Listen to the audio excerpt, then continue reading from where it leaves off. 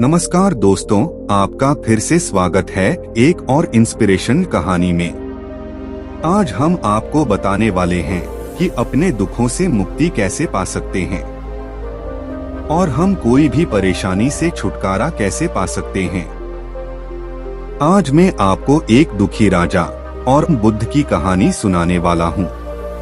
कैसे उस राजा ने अपने दुखों से छुटकारा पाया और अपने राज्य के लोगों का अच्छे से ध्यान रखा। तो दोस्तों, कहानी को शुरू करते हैं। प्राचीन भारत के एक समृद्ध राज्य का राजा, जिसका नाम संजय था, वह अपने जीवन के शिखर पर था। उसका राज्य शक्तिशाली था और उसके पास असंख्य धन दौलत थी और उसकी प्रजा बहुत खुशहाल जीवन जी रही थी। वह अपने परिवार के साथ एक भव्य महल में रहता था और उसकी पत्नी और पुत्र उसकी जिंदगी की सबसे बड़ी खुशी थे। संजय ने अपनी पूरी जिंदगी युद्ध जीतने, राज्य विस्तार करने और अपने प्रजाजनों की भलाई के लिए काम करने में बिताई थी। लेकिन अब जब वह जीवन के अंतिम पड़ाव की ओर बढ़ रहा था, तो उसे अचानक एक गहरे दुख और बेचैनी का सामना करना पड़ा। राजा का इकलौता पुत्र विक्रम, जो उस राज्य का उत्तराधिकारी होने वाला था, एक अज्ञात बीमारी की चपेट में आ गया था। कोई भी चिकित्सक, कोई भी औषधि उसे ठीक नहीं कर पा रही थी। विक्रम की सेहत दिन ब दिन गिरती जा रही थी और राजा का हृदय इस विचार से ही टूटने लगा कि वह अपने प्रिय पुत्र को खो देगा।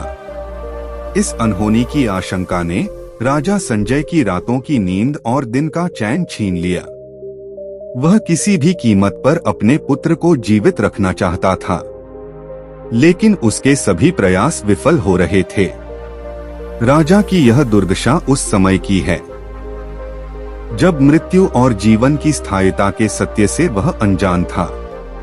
उसे लगता था कि उसकी सत्ता, धन और शक्ति सब कुछ संभव कर सकते हैं, लेकिन जीवन की यह कठोर सच्चाई उसे अंदर से तोड़ रही थी।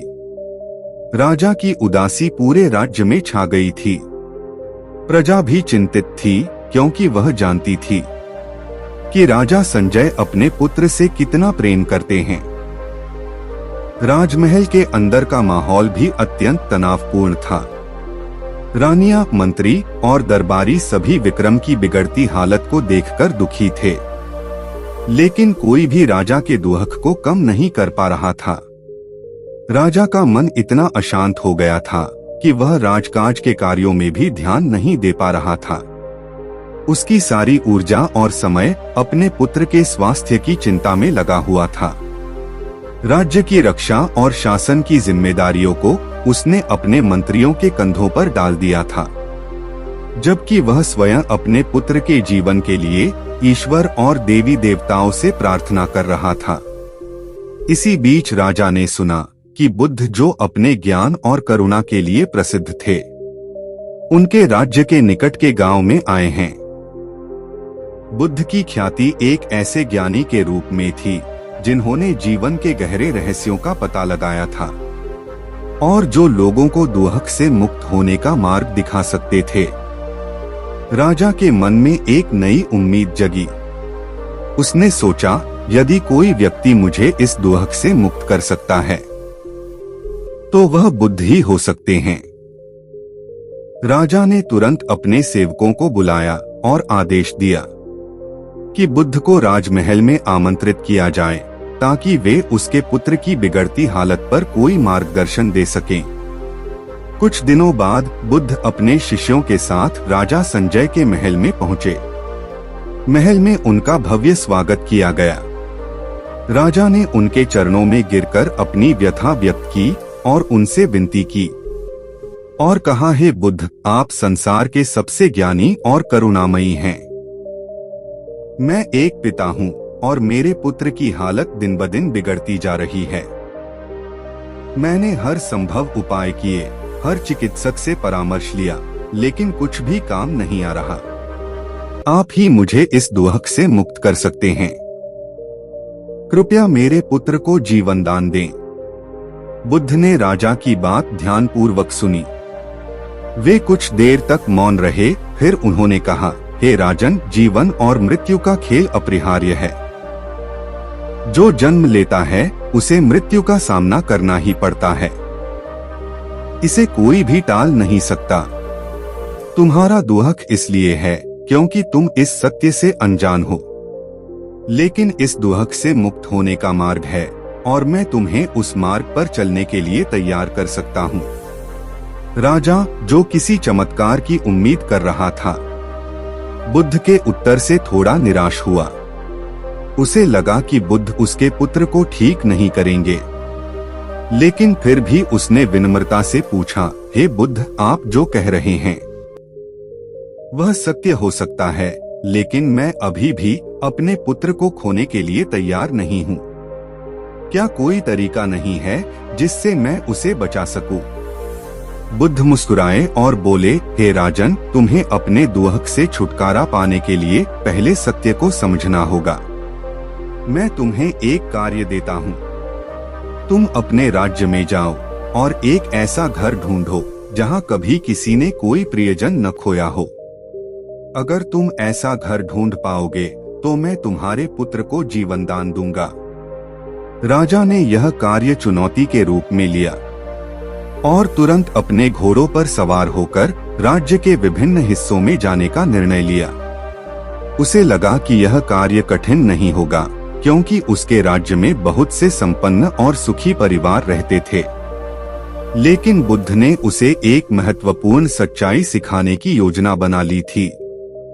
राजा अपने सेवकों के साथ पहले एक समृद्ध व्यापारी के घर पहुंचा। उसने दरवाजा खटखटाया और उस परिवार से पूछा, क्या तुमने कभी अपने परिवार में किसी प्रियजन को नहीं खोया? परिवार ने उत्तर दिया, दे राजन, हमारे परिवार में कुछ वर्ष पहले हमारे दादाजी की मृत्यु हो गई थी। उनके बाद हमारे परिवार में कभी कोई मृत्यु नहीं हुई, लेकिन उनका जाना हम सबके लिए बहुत दुखद था। राजा ने निराश होकर वहां से विदा ली और अगले घर की ओर बढ़ा। वह एक कृषक परिवार के पास गया और उनसे भी वही सवाल किया। वहां उसे यह उत्तर मिला, हमने पिछले वर्ष अपने बड़े भाई को एक बीमारी के कारण खो दिया था। वह हमारे परिवार का सबसे प्रिय सदस्य था और उसकी कमी हमें आज भी महसूस होती है। राजा को अब यह समझ आने लगा था कि शायद बुद्ध का दिया हुआ कार्य इतना सरल नहीं था।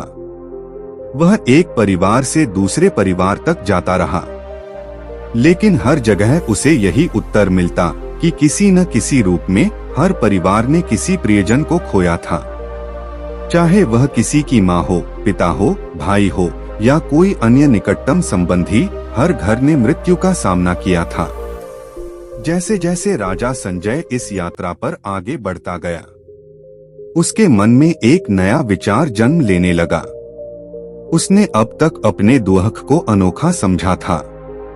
उसे लगता था कि केवल वही इस पीड़ा का सामना कर रहा है, लेकिन अब उसे यह एहसास हुआ कि जीवन का यह सत्य सार्वभौमिक है।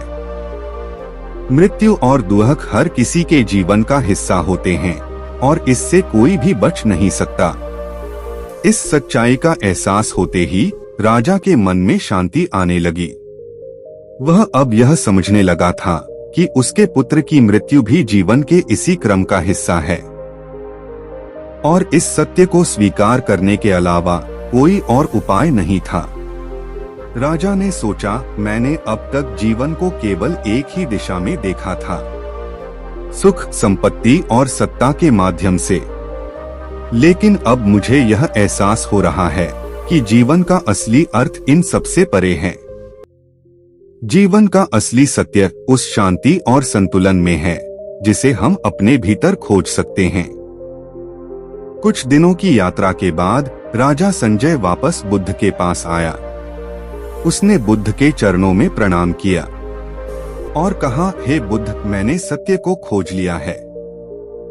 मैंने राज्य के हर कोने में जाकर देखा, लेकिन मुझे कोई ऐसा घर नहीं मिला जहां किसी ने मृत्यु का सामना न किया हो। अब मुझे यह समझ में आ गया है कि जीवन का असली सत्य यही है। कि मृत्यु और दुहक से कोई बच नहीं सकता। अब मुझे अपने पुत्र को खोने का दुहक सहन करना ही होगा। बुद्ध ने राजा की बात सुनकर कहा, हे राजन, तुमने सत्य को खोज लिया है।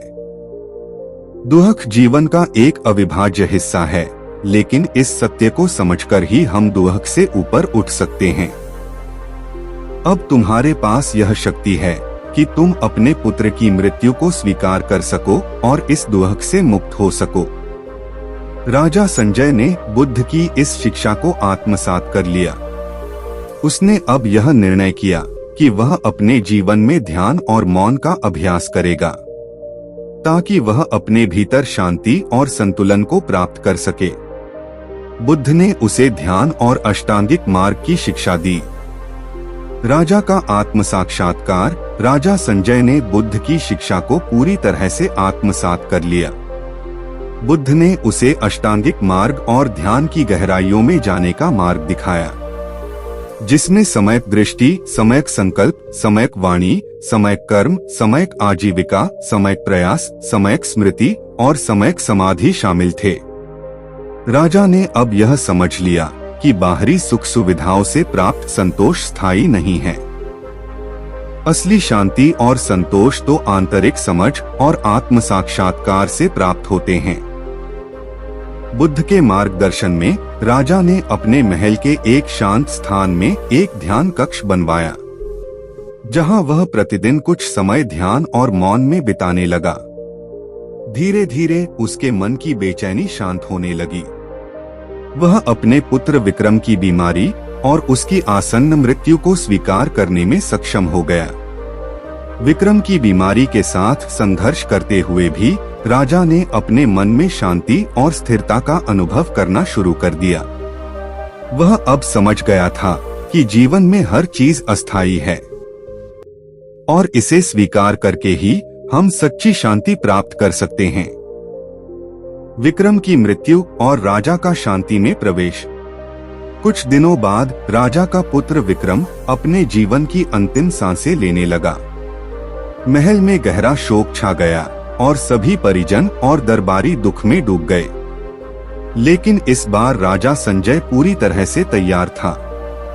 उसने अपने पुत्र की मृत्यु को शांति से स्वीकार किया, क्योंकि वह अब जीवन और मृत्यु के सत्य को समझ चुका था।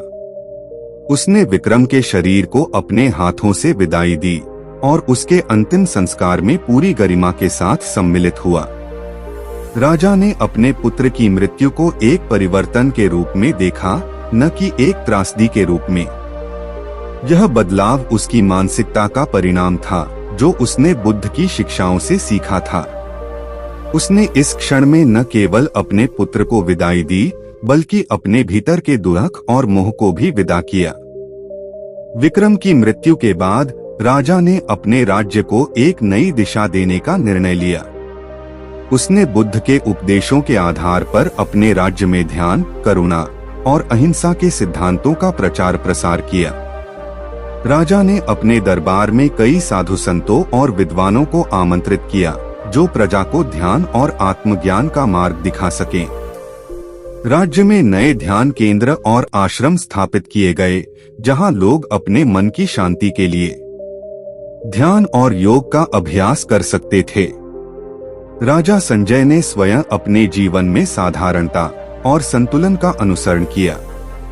उसने शाही भोगविलास को त्याग कर एक साधु जैसा जीवन अपनाया और शेष जीवन अपने राज्य और प्रजा की भलाई के लिए समर्पित कर दिया।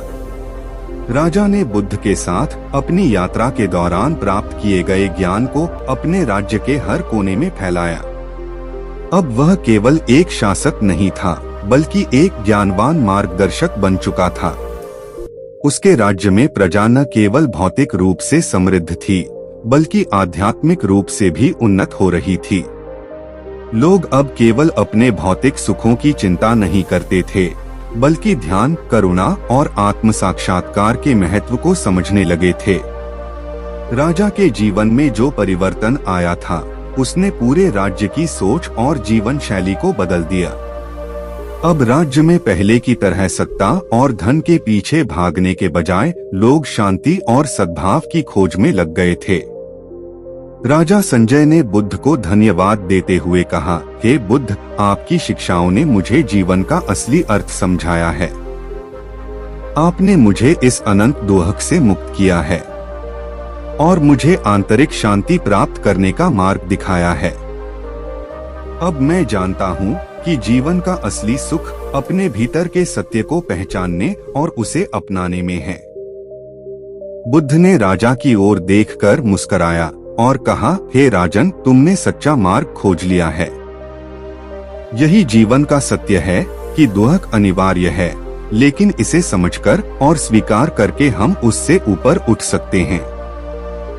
अब तुम अपने राज्य को इस ज्ञान के माध्यम से मार्गदर्शन दो और यही तुम्हारी सबसे बड़ी सेवा होगी। बुद्ध ने राजा को आशीर्वाद दिया और अपने शिष्यों के साथ वहां से विदा ली। राजा संजय ने बुद्ध के उपदेशों को अपने राज्य की मूल विचारधारा बना दिया और शेष जीवन ध्यान, सेवा और शांति के मार्ग पर चलते हुए बिताया। राजा संजय ने अपनी अंतिम सांस ध्यान की अवस्था में ली। उसकी आत्मा ने उस शांति और संतुलन को प्राप्त किया जो वह वर्षों से खोज रहा था। उसके शासनकाल का अंत भले ही हो गया हो, लेकिन उसकी शिक्षा और बुद्ध के उपदेशों ने उसके राज्य और प्रजा के जीवन को सदियों तक प्रभावित किया। संजय की कथा एक प्रेरणा बन गई कि चाहे कितनी भी बड़ी विपदा क्यों न हो, यदि हम जीवन के असली सत्य को पहचान लें, तो हम हर दुख और पीड़ा से ऊपर उठ सकते हैं। संजय का जीवन इस बात का प्रमाण बन गया कि शांति बाहरी उपलब्धियों में नहीं, बल्कि आंतरिक संतुलन और करुणा में है। बुद्ध के मार्ग पर चलते हुए उसने अपने जीवन को दुख से मुक्त किया और अपने राज्य को एक नए युग में प्रवेश कराया, जहां ध्यान, शांति और प्रेम के मूल्यों का पालन होता था। दोस्तों, राजा और बुद्ध की यह कहानी इस बात की ओर इशारा करती है कि जीवन में सबसे बड़ी चुनौती हमारे भीतर के दुख और पीड़ा से मुक्त होना है, और इसका समाधान बुद्ध की शिक्षा में है कि हम जीवन को उसकी सच्चाई के साथ स्वीकार करें और अपने भीतर की शांति को खोजें। दोस्तों, बुद्ध की ये प्रेरणादायक कहानी आपको कैसी लगी कमेंट करके जरूर बताएं।